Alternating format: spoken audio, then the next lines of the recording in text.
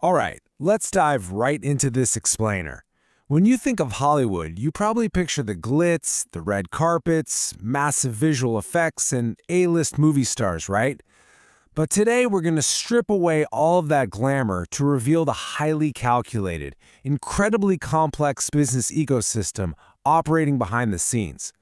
We're looking at how a simple idea gets transformed into a multi-billion-dollar global brand.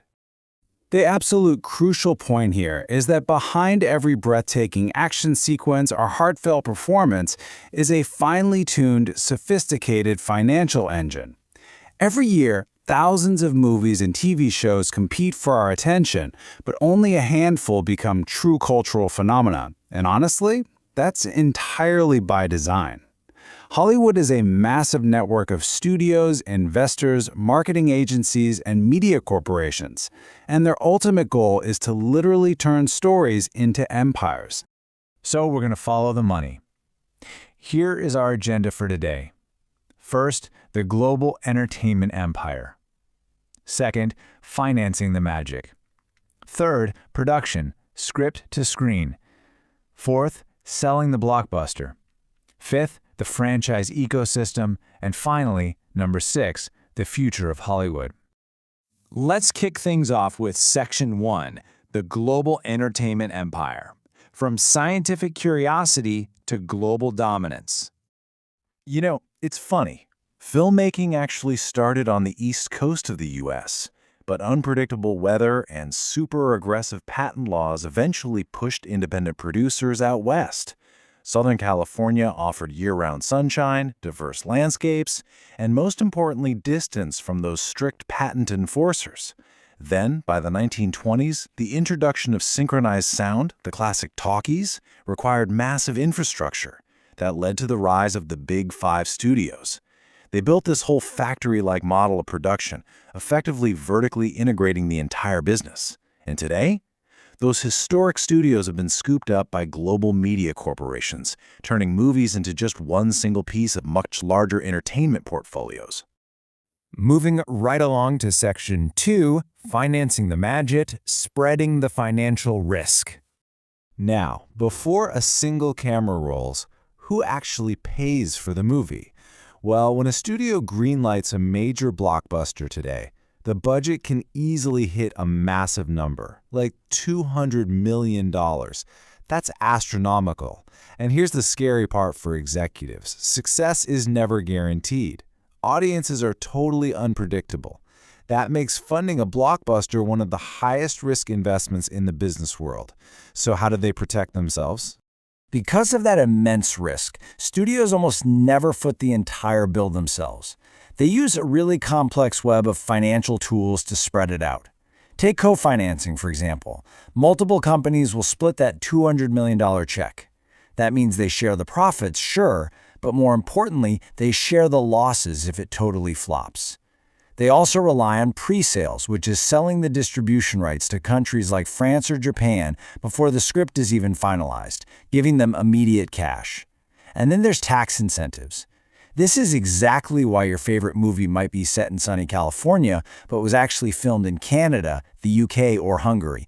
Governments offer massive tax credits to attract the jobs and tourism that a huge production brings. But even with the money raised, investors are still sweating. What if the lead star gets hurt? What if a hurricane completely destroys the set? To give investors ultimate confidence, producers rely on tools like completion bonds and heavy insurance. A completion bond is basically a financial safety net. It guarantees the film will actually be delivered to distributors no matter what unexpected disasters or budget overruns happen during filming. All right, that brings us to Section 3, production. Script to screen, the logistical operation. Once the money is absolutely secured, we move into the actual making of the film. And as you're going to see, this phase is way less about spontaneous creative magic and much more about military-level logistics. It takes hundreds, and on big blockbusters, sometimes thousands of highly skilled professionals to pull this off.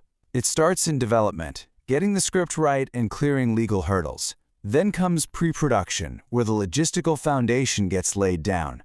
We're talking casting, building sets, scouting locations.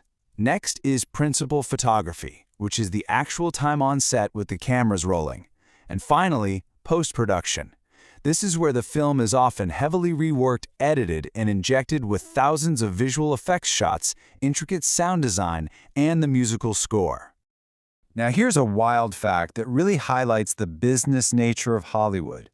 Movies are almost never filmed in chronological order.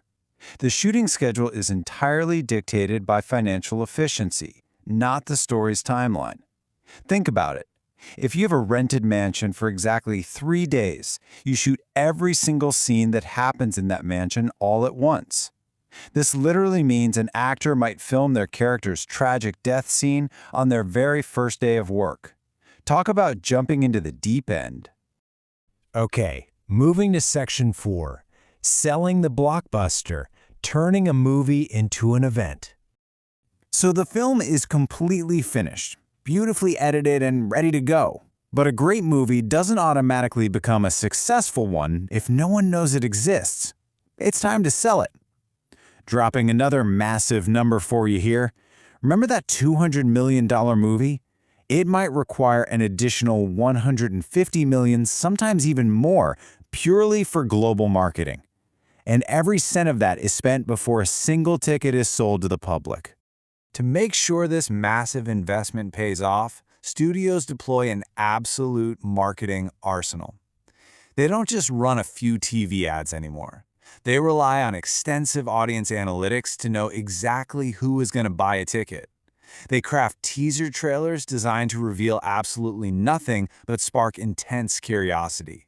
They form strategic brand partnerships, putting superhero faces on your favorite cereal or fast food meals. They send totally exhausted actors on massive worldwide promotional tours. The goal here isn't just to sell a movie. It's to manufacture a global cultural event that audiences feel they simply cannot miss out on. Which leads us to Section 5, the franchise ecosystem, the real financial power. If the marketing works, the movie is a hit. But now we enter the phase where the real perpetual money is made in modern Hollywood, turning that single successful movie into a long-lasting global brand.